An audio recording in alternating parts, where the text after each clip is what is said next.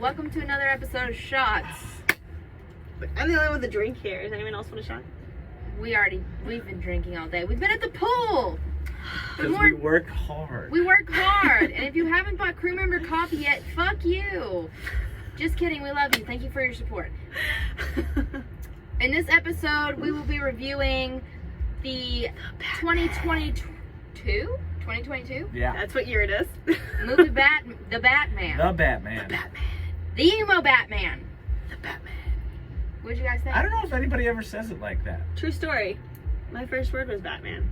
No. Wait, I'm really? literally not kidding. Yeah, I don't know if I ever told you guys that. My first word was Batman because I had some little boys' neighbors that would babysit me as a kid, and they would watch the television show, like the cartoon one, and they would go, no, and they taught me how to say Batman. And so my parents came home and I said Batman, and they were like, that's her first word. Oh my god. I have a special place in my heart for Ultimate Batman. fangirl.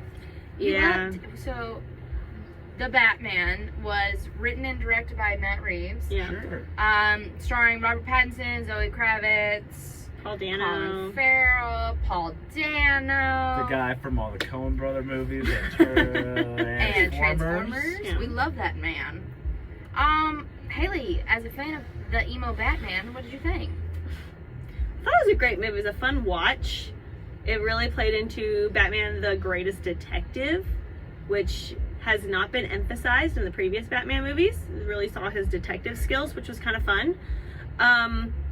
Personally, I just love The Dark Knight. The Dark Knight's like my real hard Batman movie, but I did enjoy it. It was fun. It just was very long.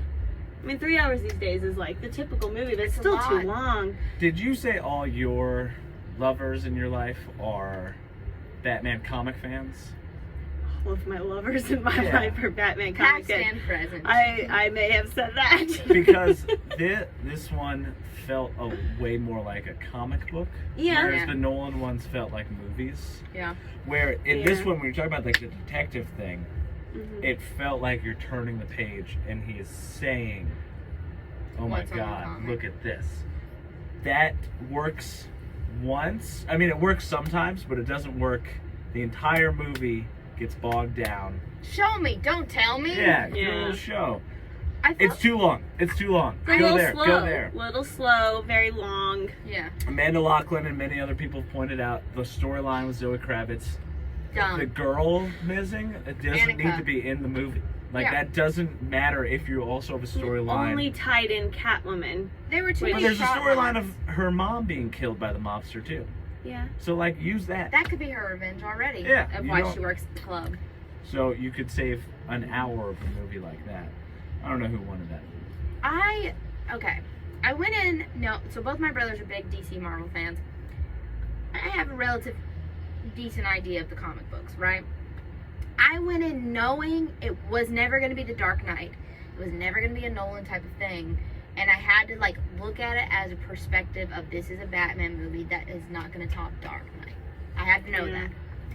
I liked that it was a new spin on, like, an emo Batman, more of, like, he's turned away from using his billions and being this suave guy, and instead he's kind of a hermit that, like, has a lot of depression and anger and wants change, but in a very, like, Vengeance. He's vengeance way, not a justice, a vengeance. And I connected with that, and I think a lot of people do connect to that. First hour, so strong. Yeah. Let's fucking go. Second hour, we're done, right? Third hour, why is this happening? Not Why? even that. Like, third hour, the production quality drops. Was bad. Not even like the story. Like, okay, the story didn't get edited, whatever. Like, it looks like It was blurry. Why was it I blurry have in a the shots were out of multi-million-dollar movie? focus. And, okay, First Asons. what was the edit like before the final edit? What was the first cut? Was 5 hours? Yeah, was it literally 5 or 6 hours? It No, had so to I have think been. the first cut is coming out more because movies aren't going to theaters anymore, and so this is like the first round of, like, I've told you guys a story, but I have a van driver on the show that I'm working on right now who told me in the van last week on the way to set that this was the best movie he'd seen probably in his whole life. And I was like, really? hadn't seen it yet, so I was like, maybe I'll go watch it. Maybe it'll But be really good. is this just like people coming back to the theater and wanting to see a big blockbuster movie and going, wow, this is awesome? Seems to be the case in his point. I guess the answer is yes. I enjoyed the movie, but I think that people are kind of yielding more towards the director's cut, as in like, it's going to the theater, let's give the director what he wants. I mean, it worked for Justice League. Yeah. When they finally put out the director's cut, people loved it so much more than the actual cut. So I feel like directors tend to go towards like a 3-hour cut, and that's working now. Dune did it. Dune did really well. And it's got to be so strong, because each hour's an act. Yeah. I think a lot of people did love it for that, though. Not because it's 3 hours, but loved every minute of it. I watched Dune and I loved all 3 hours of it. But Dune Batman is strong. felt a little. Yeah, Dune's strong every act.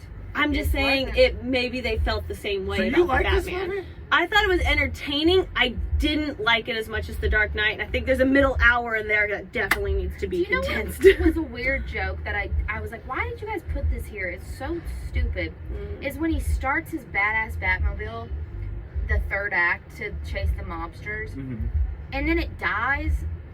It doesn't die. I noticed that too. And I was like, wait, what?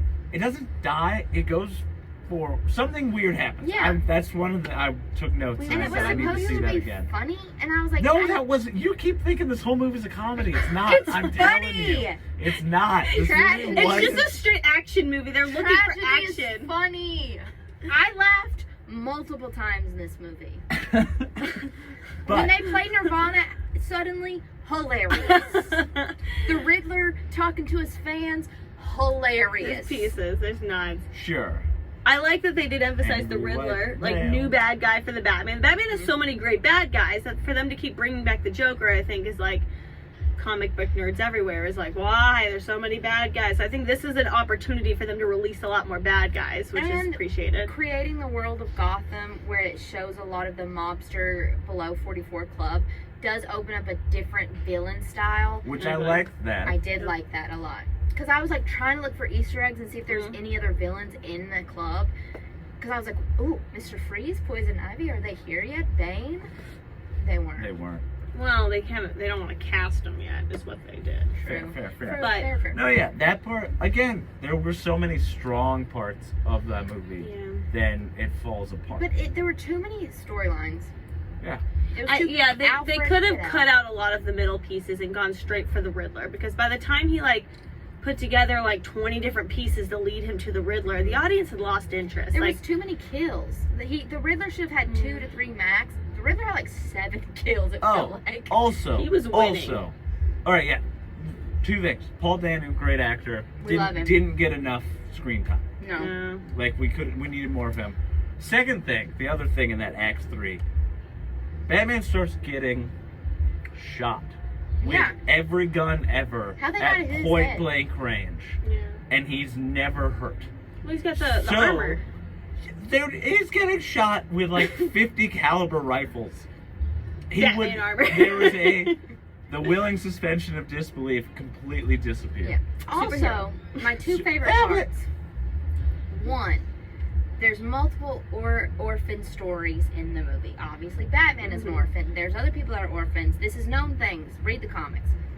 I love that multiple times when they talk about orphans, they're like, poor Bruce, though, that billionaire, fuck that guy, right, Batman? And he's like, yeah, fuck that guy.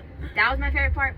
And when they're looking through the Riddler's den and they're reading his journals, and they're like, oh my god, this guy is a sick fuck. And then I'm like, that looks just like my journals at home. These are When Chandler gets murdered, they're going to go through her journals and be like, there was definitely foul play involved. And there was signs. Really, it was just suicide. I will say, I haven't read the comic books. I'm not super deep into the comics. I appreciate that all of the comic book experienced, well-read people are telling me that their points of views for this movie yielded more towards the comic book nature, which is great. But I enjoy the Nolan movies more. The Rachel storyline was important to me, and then I find out that's nowhere in the comics, and I'm like, maybe I'm just yielding more towards a Nolan mindset, because I want that. I like movies. I want the movie story.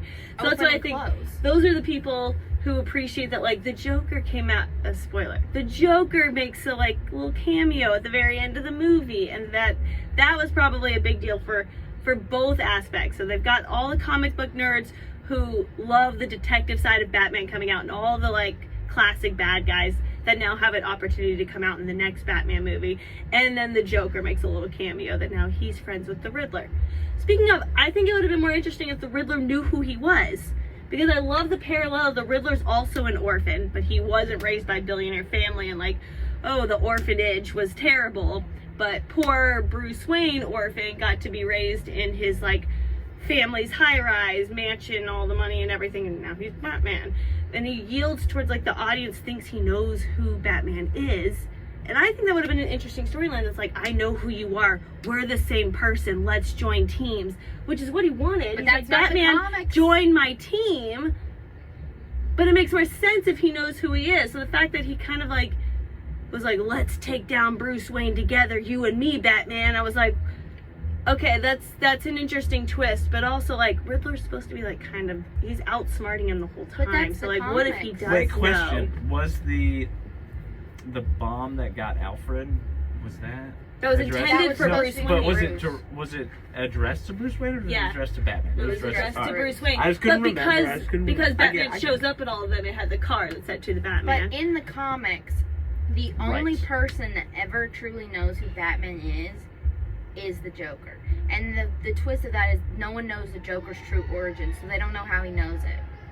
So all of these villains, no one ever figures out Bruce Wayne is Batman. That's like the whole thing in the comics. So that's why they, and I think they're so, DC's sucked so hard since Nolan left, except for like Wonder Woman, but like the last few sucked too, is I think that they're trying to really go back to the comics and where the comic book nerds like rip them apart and be like, we're gonna try to make this fucking good and use young actors and create the real origin story and try to make it cinematic and balance the two, which is always bad, because if the filmmakers love it, the comic book nerds hate it. If the comic book nerds love it, the filmmakers hate it.